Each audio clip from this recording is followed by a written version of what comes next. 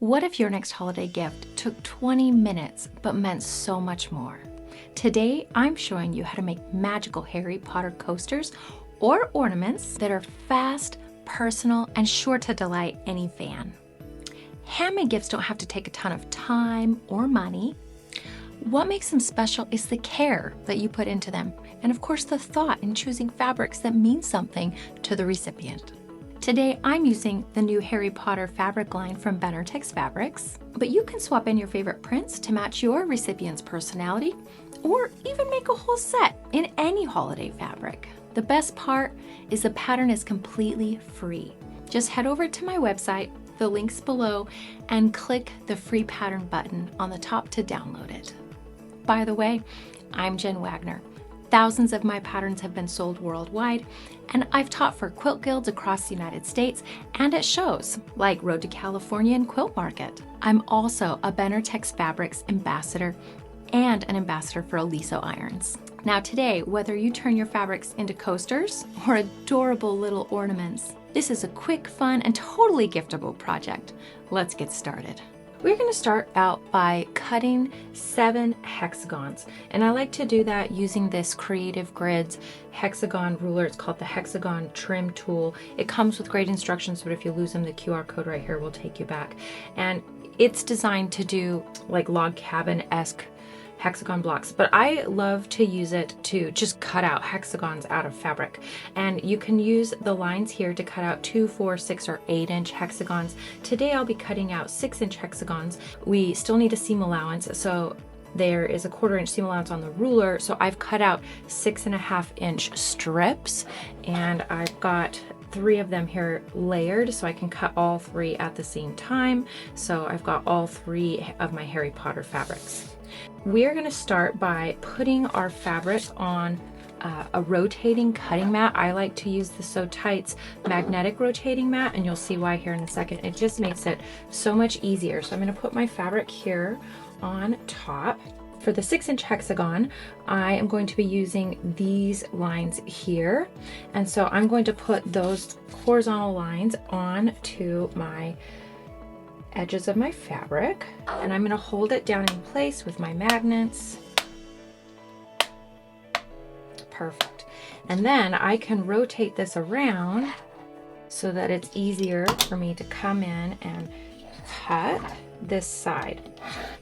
Now, if I were to just go and cut the other side here, it wouldn't be a hexagon, it would be a stretched out hexagon. So now I need to move my ruler around so that I have these edges lined up now. The edges I just cut lined up with my 6-inch hexagon lines.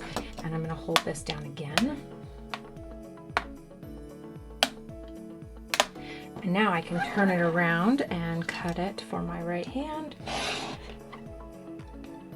Perfect. So now I have 3 hexagons cut out, and I need 7. So I'm going to cut out 2 of these, but I want this fabric to also be on the back, so I'm going to cut out 3 of these. The next step is to choose the hexagon that's going to be on the back side of my coaster.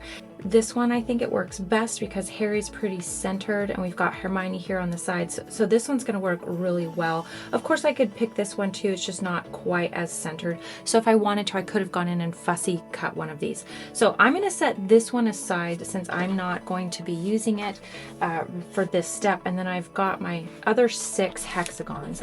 And then I'm going to take a hot iron and I am going to fold these in half so that it is flat on top when I fold these.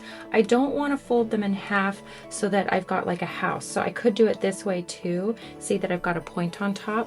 That's the incorrect way. I want to fold these so they're flat on top, and it's simple. So I'm just going to do all 6 of these with my flat top.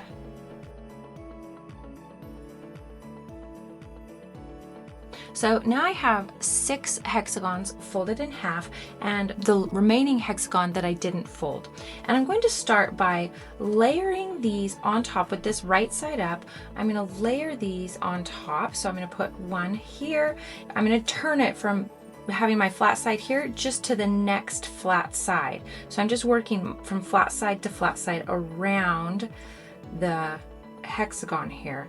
And then I'm going to add one more, and you can see when I put this on top, it covers up my first hexagon, and that's no big deal. I'm just simply going to lift it up so that I can tuck this one underneath.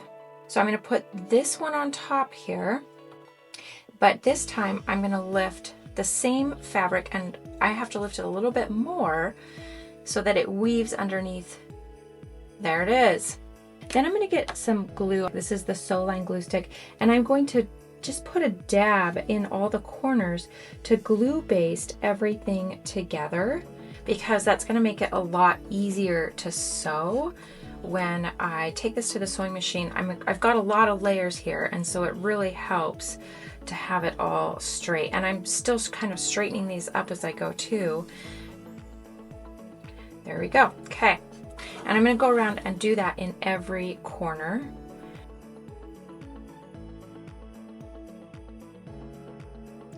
Now I'm going to sew around the edges of my hexagon.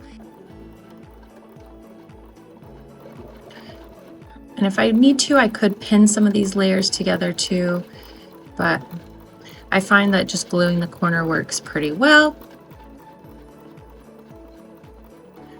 When I get to the corner, I am going to hand crank to get it to land right in the corner and then turn.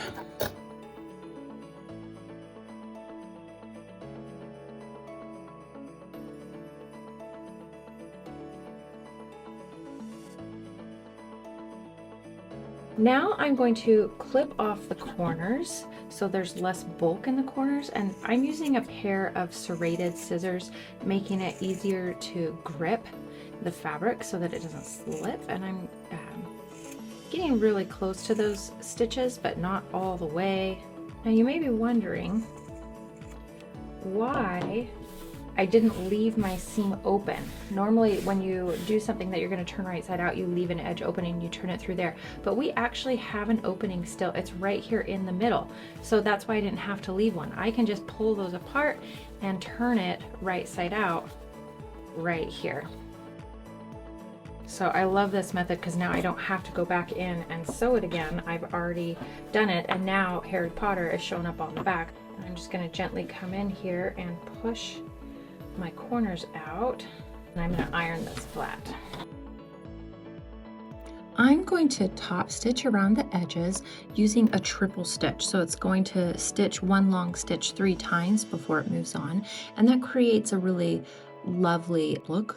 It's just more bold. It makes the stitching more pronounced. It almost looks like it's hand stitched. And of course you could use any decorative stitch that you want. And now you'll see why I intentionally chose red thread. And I'm going to start this right in the very corner here. So I used my hand crank to find that perfect spot. And here it goes. Doing 3 stitches every time.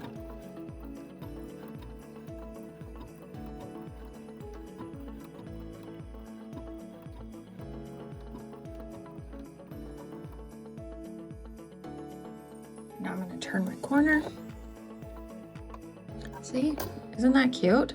I'm going to keep going all the way around. Now I have intentionally left my strings long enough so that once I get all the way around, I can pull these to the back and tie them off.